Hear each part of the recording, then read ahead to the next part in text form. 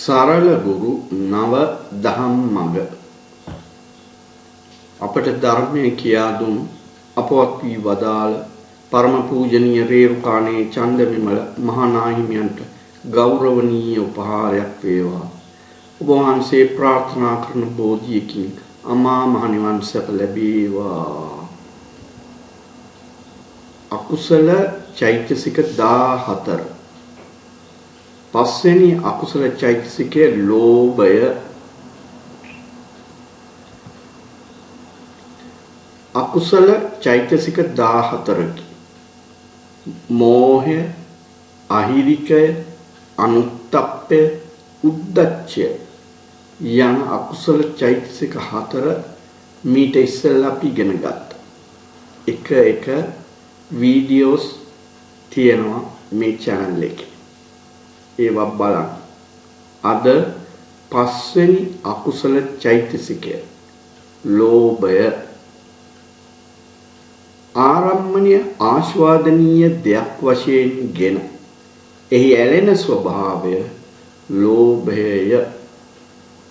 ප්‍රාර්ථනාවය, ප්‍රේමය, ආලය, ආදරය, ඕනෑකම, ලොල් බව, ගිජු බව යනාදී නම් වලින් කියවෙන්නේද ලෝභයමය.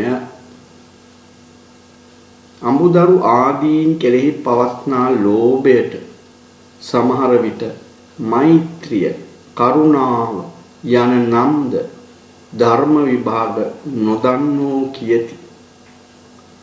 මේ ලෝභය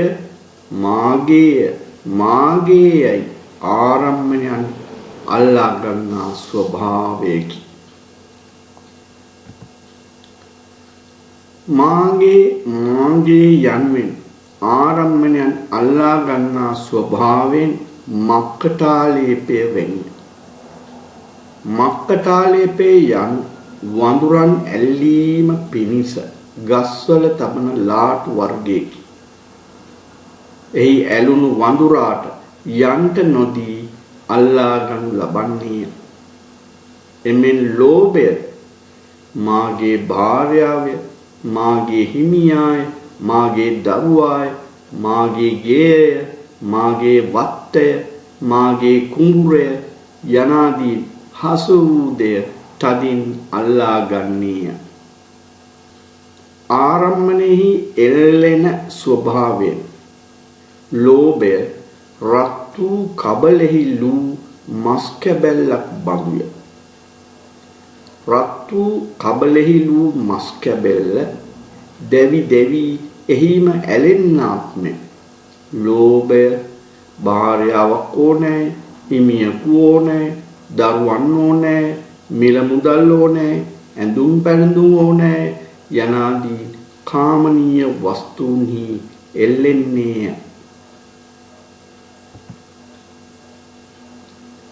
තෙල් සායම වස්ත්‍රාදී යමක තැවරුණහොත් පහ කිරීමට ඉතා දුෂ්කරය.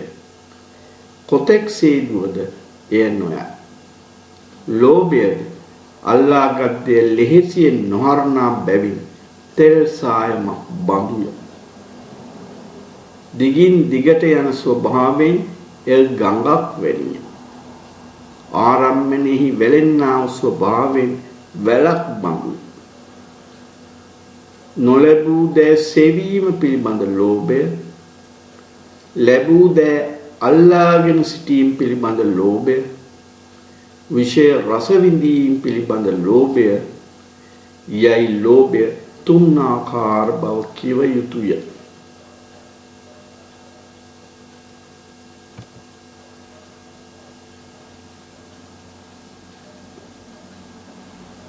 ධර්මයේ වහ ඉගෙන ගන්න.